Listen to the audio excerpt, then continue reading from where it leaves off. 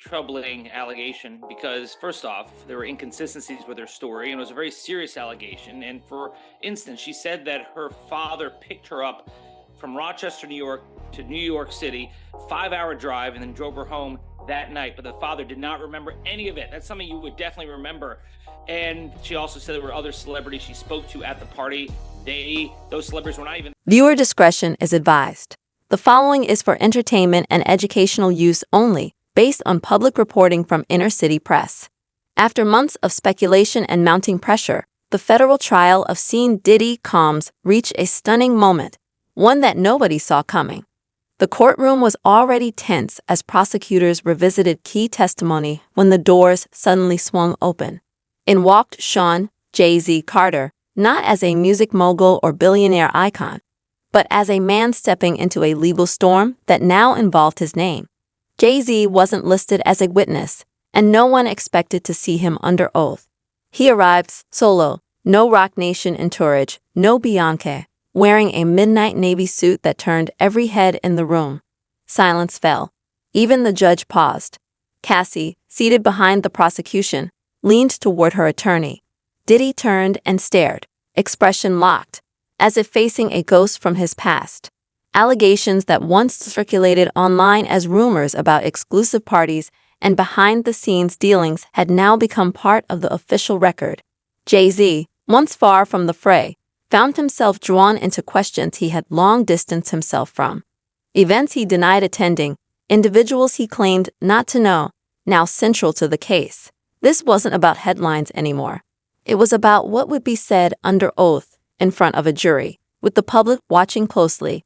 The courtroom had its moment, and hip-hop history felt it. Troubling allegation because, first off, there were inconsistencies with her story, and it was a very serious allegation. And for instance, she said that her father picked her up from Rochester, New York to New York City, 5-hour drive, and then drove her home that night. But the father did not remember any of it. That's something you would definitely remember.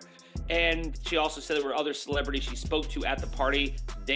Those celebrities were not even there at the. Disclaimer: the following is a dramatized account for entertainment and educational purposes, inspired by publicly reported courtroom proceedings. Jay-Z tried to keep his testimony sealed, but the court ruled in favor of transparency. What followed was one of the most unexpected turns in the trial. No longer just a music mogul or cultural icon, Sean Carter walked into the courtroom as a man ready to speak. He took the stand, voice calm but serious, and said, "I came here because silence isn't an option anymore." That one line changed everything. Jay didn't deny being at Diddy's events. "Yes, I was invited. Yes, I showed up," he said. "But what I saw, and what I was told, were two very different things." He described tight security, NDAs, phones being taken, and exclusive back rooms that made him uneasy.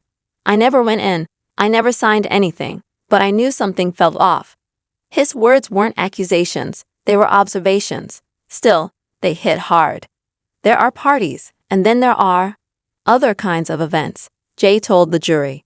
"The ones I stopped going to didn't feel like parties anymore. They felt controlled, curated for power." He recounted a 2015 Miami event that stood out. It didn't feel like a birthday. It felt staged. He said the energy was strange and that he left early. Didn't even wait for the car service.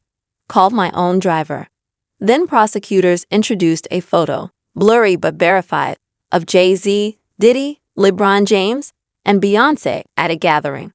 In the image, a man in a mask knelt on a velvet cushion. "They told me it was performance art," Jay said. "I didn't laugh. I left."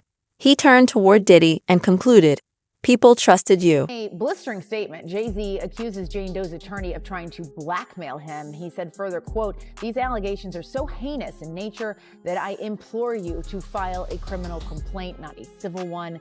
Whomever would commit such a crime against a minor should be locked away. Would you not?" Disclaimer: this narrative is for entertainment and educational purposes only, based loosely on public interest discussions. It is not a factual account of any ongoing trial. Diddy's expression reportedly shifted, but Jay-Z wasn't done. What came next changed everything. Jay told the courtroom about a private conversation he claimed happened in late 2018, when whispers of investigations began swirling through the industry. "Diddy called me," Jay-Z said. "Told me, they're coming for me. Be careful who you stand next to." Jay said he didn't hesitate and asked directly, "Did you do anything I can't come back from?" Diddy's response, according to Jay, "It's just parties, just experiences. Nobody gets hurt unless they want to." That, Jay claimed, was the last real conversation they had. After that, he started pulling back, skipping events, distancing his brand, and keeping Roc Nation clear of the storm. Then came another twist. Prosecutors presented an email from 2020, sent to Jay's legal team, warning that NDAs from past events might be used against people even if they weren't involved. Jay nodded. "They were going to use silence as a shield," he said. "But I wasn't going to get trapped behind it." Then came the line that sent a chill through the courtroom. "He used to be my brother, but now I see who he really was, and who I could have become by standing too close." The room froze. Jay wasn't there as a mogul. He was there as a man, a father, a husband. "I need to speak about my family," he said. "Because when my name gets dragged, so does theirs." He described the emotional toll. His daughter reading headlines, asking questions no child should have to ask.